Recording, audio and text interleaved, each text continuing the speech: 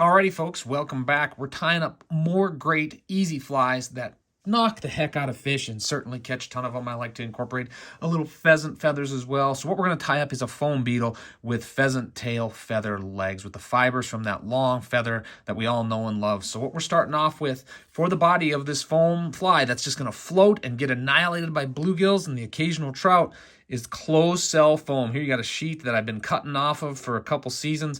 But what you want to cut is a small strip about that long, about 2 times as long as the hook. So in order to get started with our fly, we're going to get our thread set up, get it started on the hook, and then we will trim off any excess.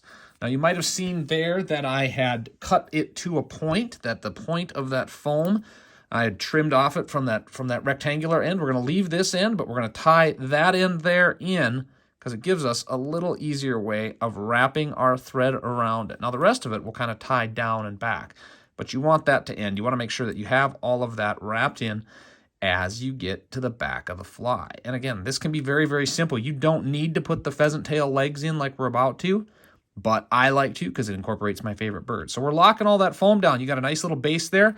That is going to form the base for the flotation as well. So I've picked off 3 or 4 pheasant tail fibers from the pheasant tail there, just like you would for a standard nymph, except what I'm going to do is I'm going to kind of tie them down right in the middle of the fly with a couple of figure-8 wraps.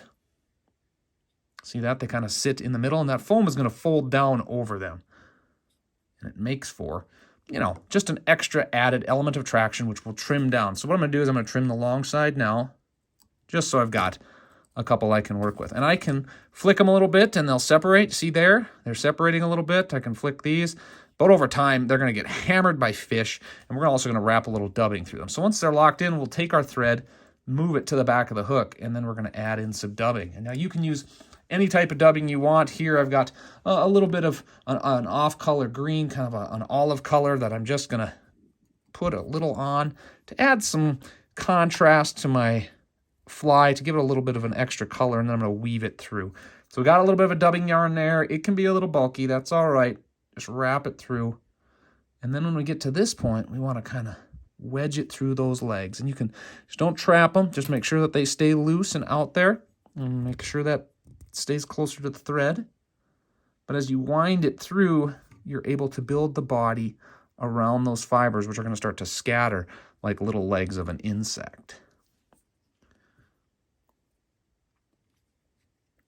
So we got that contrasting color there, a little bit of like I said, an olive on there to add something to it. But at that point, it's pretty simple. We're going to take that foam and we're going to fold it over just like so. And it's going to fold over the eye. We're going to take one thread wrap and tighten that sucker down nice and hard like that. So we got a good wrap. You don't want to break your thread. You don't want to bust it. Just make sure you put enough pressure so you can get that one little line, and we're going to go over it a few times. Same spot, keeping it in that same spot over and over. So you've got a fly that kind of looks like this. Then once you got 3 or 4 wraps, we're going to come up front and do a few thread wraps, and we are just about done. We're just about done with our fly. I'm going to go in and I'm going to whip finish right behind the hook eye, underneath that extended piece of foam. There's 3 or 4. Down we go. Up we are. Now we begin our trimming. First, we're going to take the thread out because we whip finished. That's all done. The next thing we're going to do is we're going to cut the head. Apologize for bumping the camera there.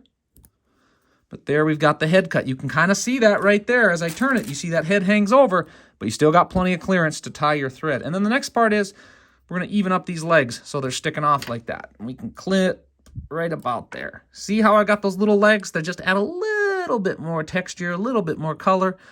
Fan them out a little bit. There's just something different for the fish to key in on. But look at that. Look at that. It all comes together so simply, so beautifully in this foam fly. Add a little extra flavor with those pheasant tail legs, and it really turns out beautifully. There you can see the bottom, what the fish are seeing. They got a little bit of that dubbing hanging off.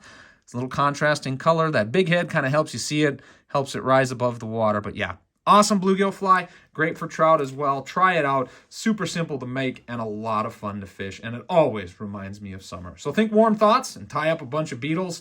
Get that foam out there and your summer is going to float pretty nicely.